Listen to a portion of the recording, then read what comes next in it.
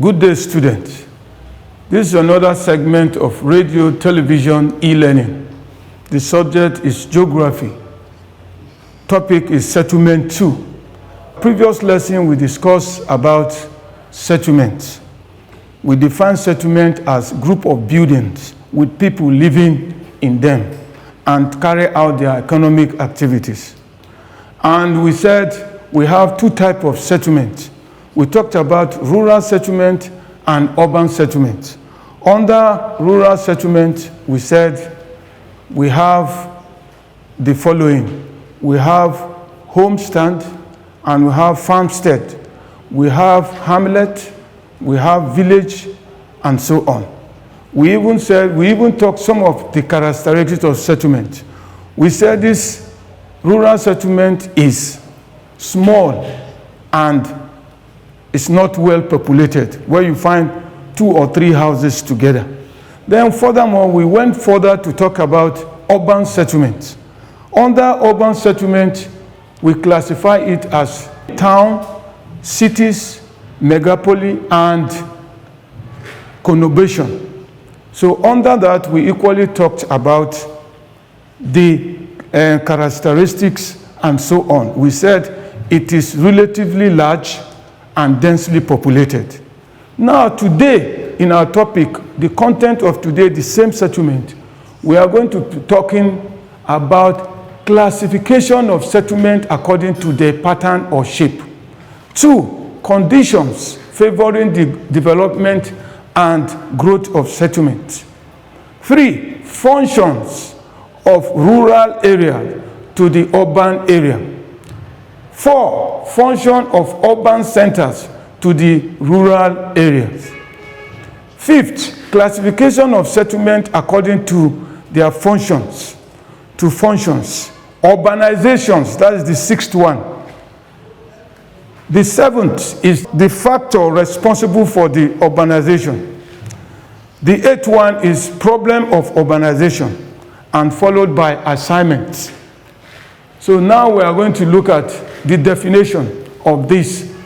The settlement pattern or shape refers to the arrangement of building in a given area. There are 4 main patterns of settlement. 1, we have dispersed settlement. 2, we have nucleated settlement.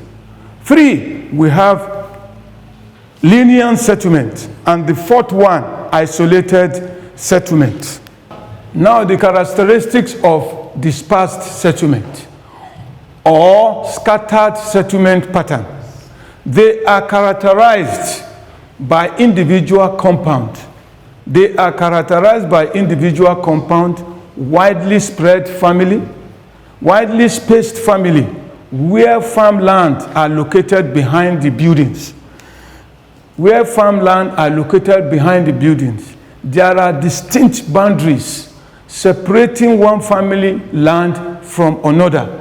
The settler live quiet lifestyle. They live quiet lifestyle as they are little. They have no little. There are little or no opportunity for meeting because they are always separated.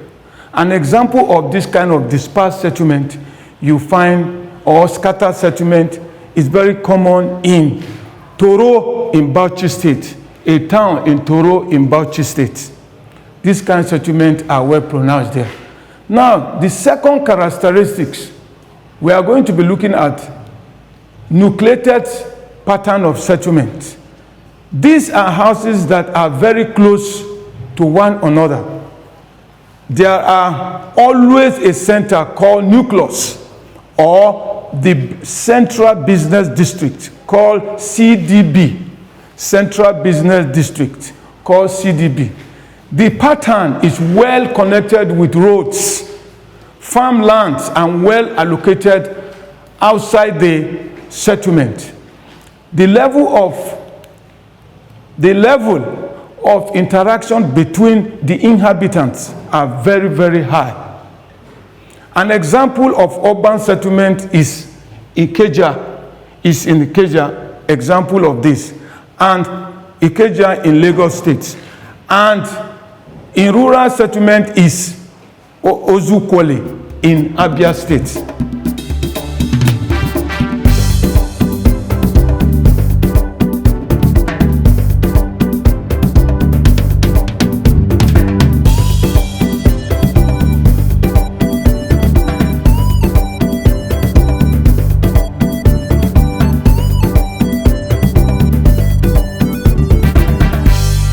The third characteristic of linear settlement is where you find houses are located on both sides of the road or routes and or a water course. The settlement could be several kilometers in length. Gardens are located behind the houses, while farmlands are located behind the garden. Example of this kind of linear settlement pattern is Pambegwa in Kaduna State and Lokoja in Kogi State. The fourth characteristic of this kind of settlement is isolated settlement. This pattern is characterized by single houses that are far from each other. Farmlands are very large. The level of interaction is very, very low. The houses are poorly connected with roads. Such settlement pattern is associated with fisherman hut or miner camp. Now, students, let's quickly look at the condition favoring the development and the growth of settlement. One of the conditions is adequate water supply. Adequate water supply, you know how important water is. Water sustains life.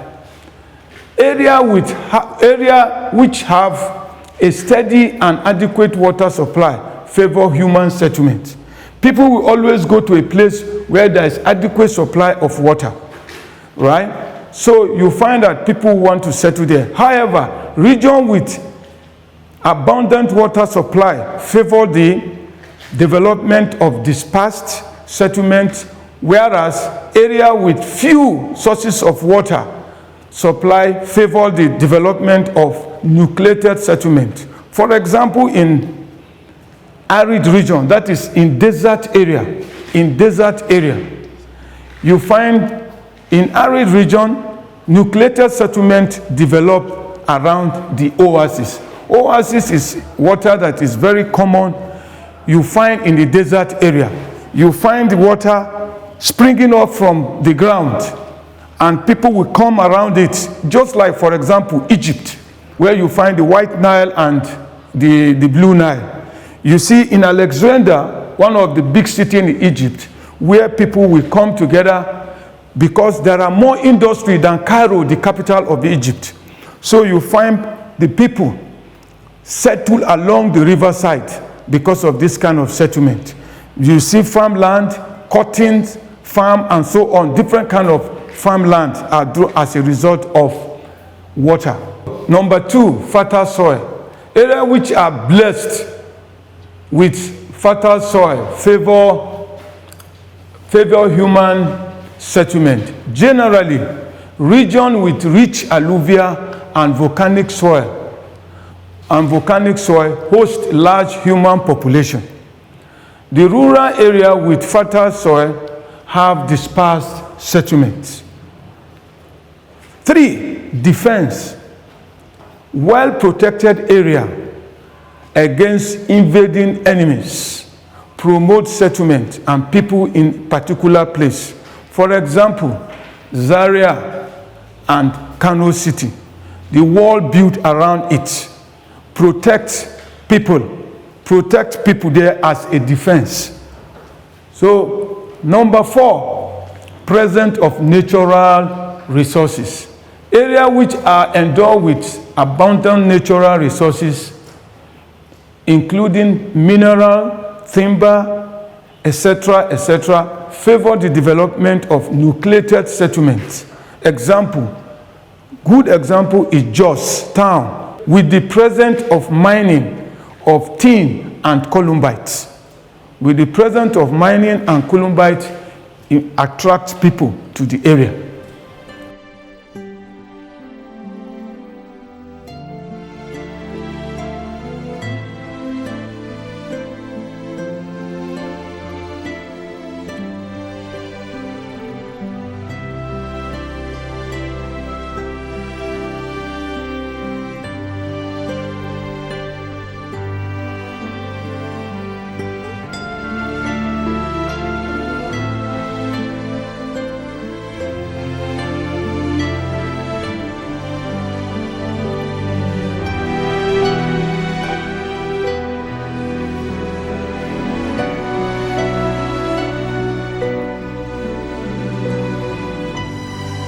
Students, let's quickly look at the functions of rural area to urban areas. The rural areas serve the urban area in the following ways. 1, they provide food for the urban dwellers. 2, they provide ready market for the manufactured goods from the urban area. Example include clothes, jewelries, cooking utensils, and so on. 3, they provide raw material for industries located in the urban centers. For example, timber, cocoa, and granite, etc., etc. The function of urban center to rural area this time around, it is vice versa. 1, towns and cities provide ready market for farm produce from the rural area. 2, towns supply finished industrial goods to the rural market. 3, administrative headquarters of most countries and states are in the urban center. Rural area, therefore, depend on the urban area for effective governance.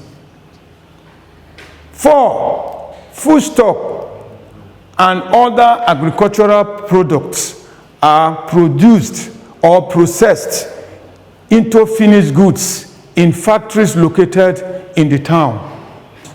Now, students, let's quickly look at the classification of settlements according to functions. Settlements are classified according to functions they perform. They are classified as follows. Some settlements function as market town. These are mainly trading centers based on commerce. Example, Onitsha and Lagos. 2, industrial towns. Some settlements function as industrial towns. These are involved in manufacturing and processing of raw materials to finished goods. For example, Ikeja, Lagos, Nigeria, where they produce, they are known as industrial town. Now, the third one is commercial town. Commercial town, these are centers of finance and commerce. Example, Kano and Lagos. They are known as commercial town. The fourth, administrative town. If we talk about administrative town, these are headquarters of government, and they are usually capital cities. For example, Abuja in Nigeria, New York in USA.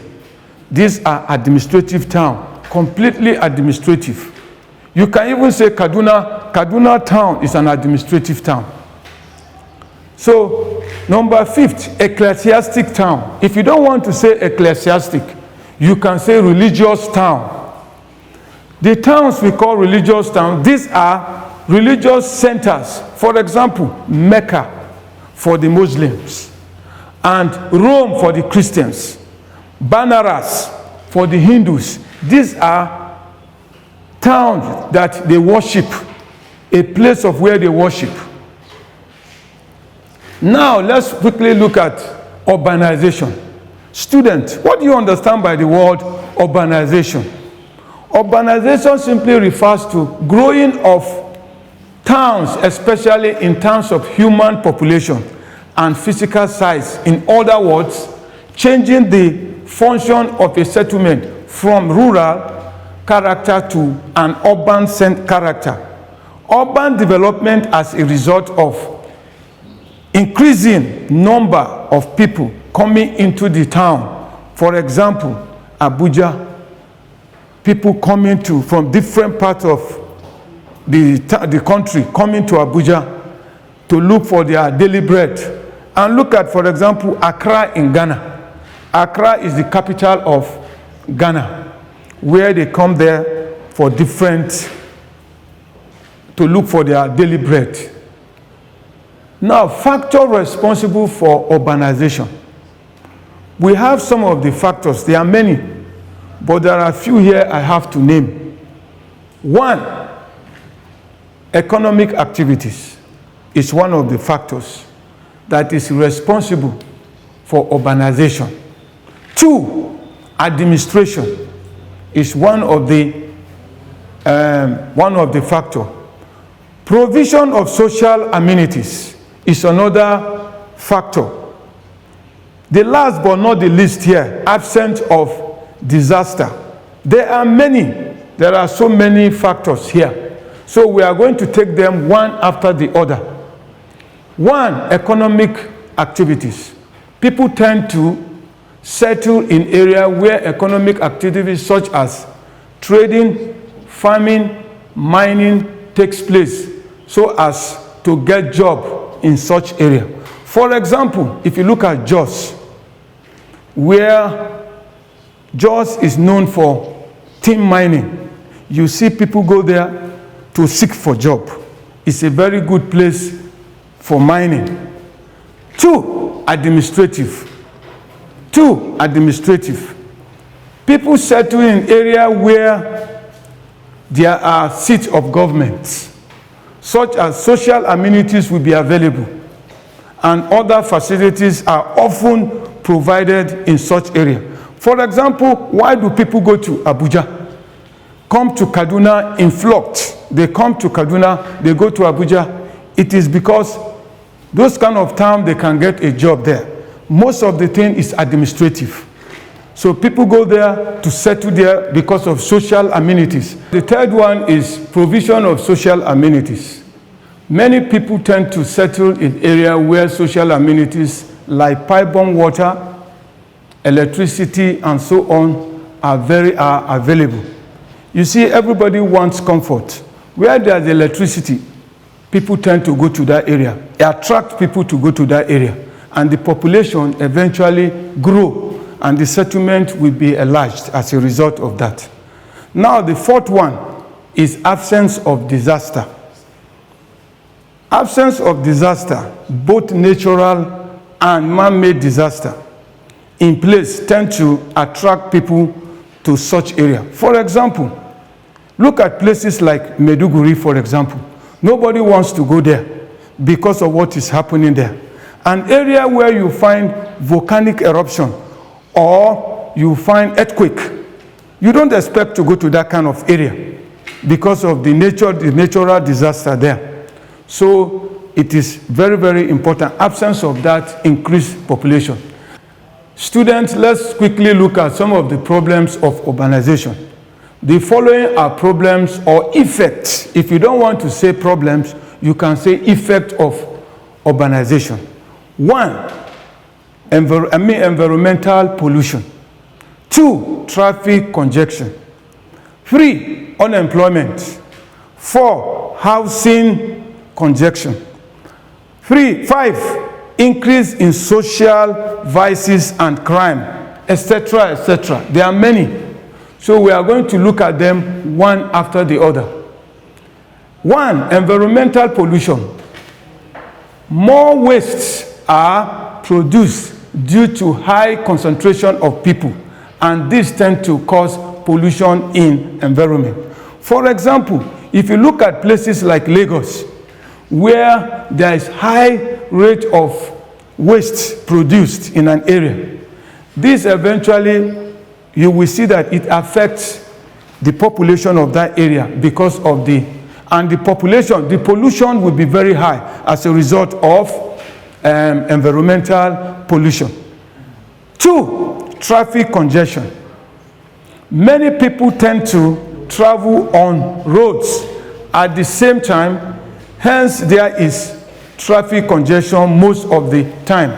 For example, if you look at places like where a big town, where there is traffic congestion, they find solutions to what to go about this traffic congestion. If you look at places like Kaduna South, you are going towards Kaduna South in the evening, you will see cars you see the movement of cars here and there, and this eventually there is this traffic congestion on the way. Before one gets to where he's going, it takes a longer time. That is that. Number 3, unemployment. High population. People usually do not have enough job for the ever-increasing influx of people into such area. It is obvious that if you look at the whole thing, the influx of people in a town, not everybody will get a good job. Not everybody will get the kind of job he really wants. So that is one of the problems. The effect of unemployment is one of the problems in urbanization. Number 4, housing congestion. High population leads to poor accommodation, as the number of houses are not always enough for the people.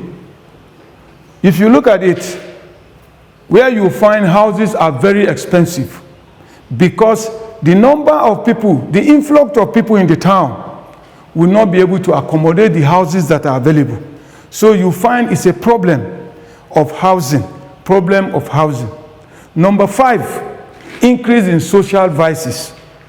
Social vices like armed robbery, hire assassin, car snatching, etc., will be in increase. For example, you don't expect somebody who has no job and is in a town where no job, is just in the town. You expect that there will be different kind of crime are bound to happen. That is what is happening in our society today. Increase in this, increase in that. You find social kidnapping is there because of lack of job. That is that. So, an assignment, students, I want you to take this assignment. Number 1, explain 4 factors responsible for the increase in the size of urban settlement. Number 2, describe any 4 effects of an increase in the population size of settlement. Number 3, explain any 3 functions which urban centers perform for rural area. I will take it again. Number 1, explain 4 factors responsible for the increase in the size of urban settlements. Number 2, describe any 4 effects of an increase in the population size of settlement. Number 3, explain any 3 functions which urban center perform for rural area. So students, my name is Kamal Adamu Garba with number 08038619143. Please stay at home, stay safe, and keep learning. Thank you.